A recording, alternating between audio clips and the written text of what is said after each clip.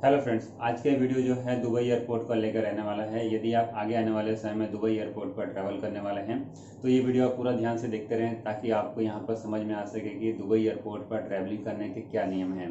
तो वीडियो को आप पूरा ध्यान से देखते रहें, वीडियो में आप बने रहें ताकि आपको ये पूरी जानकारी समझ में आ सके। तो फ्रेंड्स, यदि आप भारतीय हैं और दुबई एयरपोर्ट पर ट्रैवल करने वाले हैं तो यहाँ पर आपको ये बात समझना जरूरी है कि भारत जो है यूएई के ग्रीन लिस्ट में नहीं आता है। यानी कि यदि आप दुबई में जाएंगे तो अभी आपको वहाँ पर क्वारंटीन में रहना जरूरी है।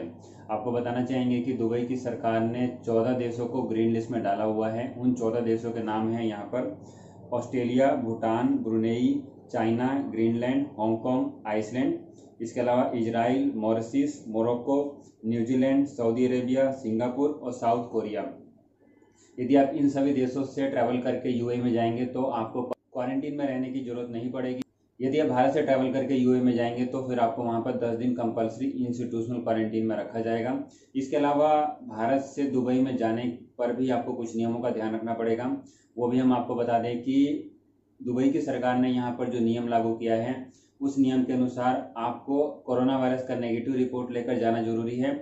ये कोरोना वायरस का नेगेटिव रिपोर्ट आपका जो है 72 घंटे से ज़्यादा पुराना नहीं होना चाहिए। इसके अलावा उस कोरोना वायरस रिपोर्ट में भी कुछ मेंशन बातें हैं, जैसे कि आपका कोरोना वायरस का रिपोर्ट या तो अरबिक में होना चाहिए या फिर वो इंग्लिश में होना चाहिए।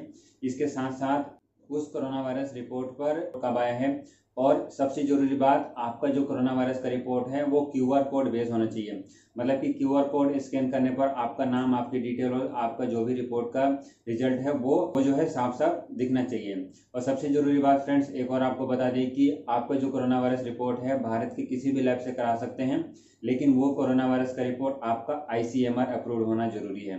तो फ्रेंड्स, ये बात हमने समझ ली कि यदि आप भारत से ट्रैवल करके यूएई में जाते हैं तो आपको कोरोना वायरस रिपोर्ट किस तरीके का होना चाहिए वो बात आपने समझ ली।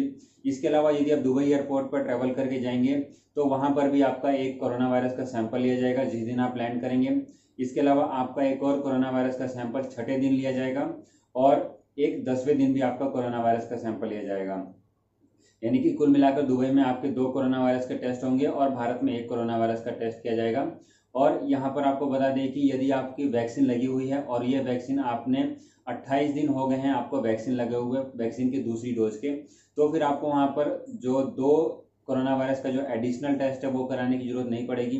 लेकिन क्योंकि अभी भारत में ज़्यादातर जो लोग हैं उनको वैक्सीन की दूसरी डोज नहीं लगी है और वैक्सीन की दूसरी डोज लगे हुए भी 28 दिन नहीं हुए हैं, तो यहाँ पर आपके ऊपर ये नियम लागू नहीं होगा। आपको वहाँ पर जाने के बाद एकदम 2 कोरोना वायरस का टेस्ट कराना पड़ेगा।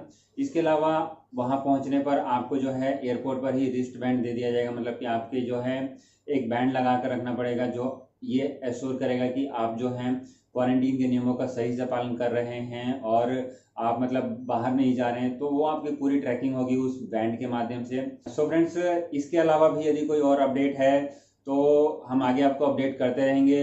इस समय जो हम आपको वीडियो बना के बता रहे हैं यही जानकारी मिल पाई है। लेटेस्ट जानकारी के लिए एक बार जरूर आप अपनी एयरलाइंस कंपनी से बात कर लें ताकि वो आपको लेटेस्ट अपडेट दे सके। हमने जो आपको वीडियो के माध्यम से बताया है वो आपको आज तक की अपडेट बताई है। जिस दिन आप ट्रैवल करेंगे उस दिन भी आप एक बार लेटेस्ट अपडेट जान लें कि लेटेस्ट अपडेट में क्या नई जानकारी सामने आई है। तो फ्रेंड्स, ये थी आज की दुबई एयरपोर्ट को लेकर एक जरूरी अपडेट। इसके अलावा कुछ और यदि आपको सवाल हैं तो वीडियो के नीचे कमेंट्स कर सकते हैं। इसके अलावा चैनल के साथ आप बने रहें ताकि आपको रेगुलर अपडेट ऐसी मिलती रहे। आज के इस वीडियो में फिलहाल इतना ही। वीडियो देखने के लिए आपका बहुत बहुत धन्यवाद।